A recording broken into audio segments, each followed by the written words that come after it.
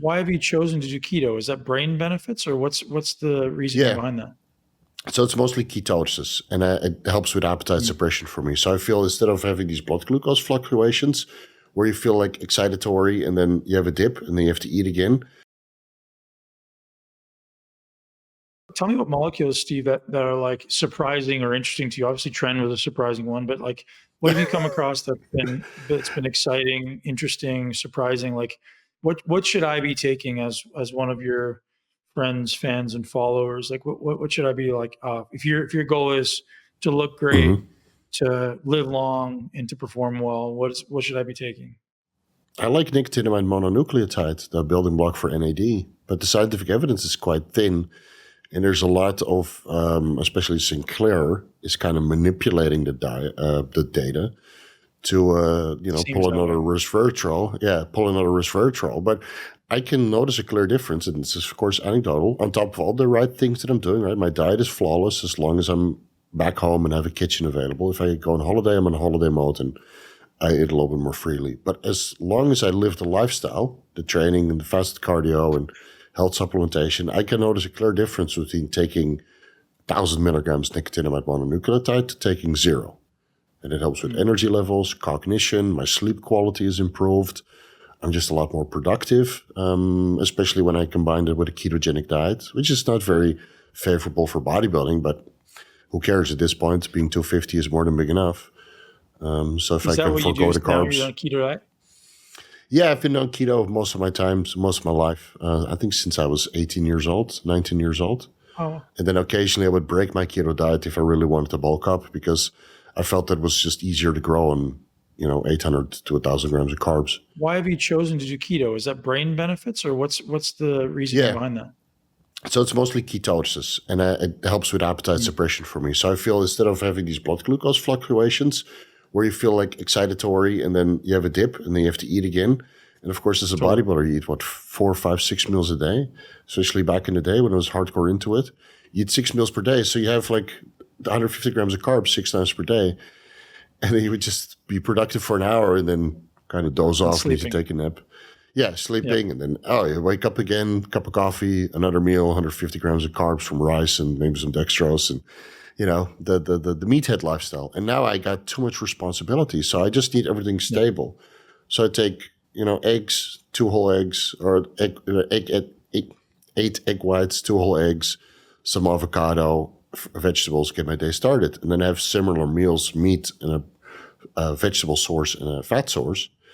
And I just have that 4 or 5 times per day. I don't really take shakes anymore. It's just all real foods, high micronutrient rich foods. Most of my food is imported because I like the highest quality that I can get. Local food here in Thailand, it's a little bit dubious. I just found that nutrition wise works a lot better for me. And the real addition on top of my cognition is then the nicotinamide mononucleotide. But that's alongside SLU and methylene blue and MOTC for mitochondrial health. So you got this mitochondrial pathway upregulated and all these enzymatic reactions that are dependent on NAD plus or NADP, NADPH, magnesium, right? I get a constant influx of these nutrients. So I feel that my body is constantly working, and it allows me for 12-hour to 16-hour working days, which I used to do in the past as a business consultant. But then I would need to take naps, and I would just have these brain fog moments where I'm like, Brain can't doesn't work. really. Now, for example, it's 1 o'clock in the morning. I woke up at 12. Like I have a weird schedule. I live according to the Western world. So I wake up at 12 in the afternoon. I get started right away. I go to the gym at one point, and then I continue to work until 3 a.m. And I'm focused all the way through. Yeah, No, when I have like kids though, modafinil. no, not anymore. No, I used to take like 50 milligrams modafinil. Once in a while, I take 10 milligrams Noopept or 10 milligrams Dihexa or 25 milligrams Bromantane.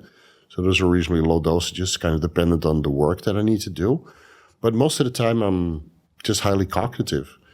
And it's a Tell me stark about contrast. Bromantane. I've never used it before. Do you Yeah, like so it? I like it. I haven't really done much research on it. I recently got a bottle of one of my affiliates. So I started taking it occasionally, but I can't really tell you much about it yet because I haven't done much research. How would you differentiate that from Noopept or Dihexa? So Noopept, it's a little bit subtle, right? Because Noopept, I feel, helps a little bit more with the absorption of information and then recollection, whereas Dihexa is a little bit more stimulatory, a little bit more allows you to work routine stuff with also good recollection, but I feel that it's not so good for absorption. And Bromantane is a little bit of everything, where you can do a lot of research, recollect it, and then recite papers that I read maybe 10 papers ago, where I can kind of put it all together. So that I feel that the interconnection, it's a little bit hard to explain. But when you're preparing to do so much, when you're preparing to do a literature review, and you literally have to go through hundreds of studies, write citations, and then keep the citations going, and then take little snippets of what I want to present. Like I'm doing a methylene blue deep dive right now. That's 230,000 studies. And that's hard to, Crazy. Yeah, it's a lot. So how about ketogenic diets, NMN, and then you never use that. Never used that. Somebody asked me about that today. Apparently it's like SLUPP, but I've never heard of it. I believe that it's another dopaminergic system activation, but I haven't really looked into it. Yeah, I haven't really looked into it. And there's so many in the nootropic space. The one that made the biggest difference for me was Cerebrolysin. That's like the injectable or inhaler? Or the injectable. Yeah, injectable. I just did 2 months of 5 milliliters per day. So I'll do a deep dive on Cerebrolysin versus cortexin. It's another brain-derived neurotropic factor increaser. And then see how that compares. It makes a big difference. Also helps with the. So normally, like I still like to train hard. It's a lot less than before. It's a little bit more controlled. No crazy, full stacks and everything anymore. But it's still quite intense. So I noticed that Cerebrolysin, if I take it before bed, it prevents the post-exercise brain fog the next day. So you feel refreshed, and it really helps with sleep quality. At least for me, some people feel stimulated by the brain-derived neurotropic factor, whether that's coming from Dihexa or Semax, Selang, Cerebrolysin. So they stay awake. But I noticed that it really enhances my sleep quality. Now, I take a nighttime growth hormone administration, so I'm sure that helps also. So that combination of Cerebrolysin and growth hormone allows me to have high-quality sleep, 6 to 8 hours, nice deep sleep, wake up feeling super refreshed. And then the next day, I'm highly productive.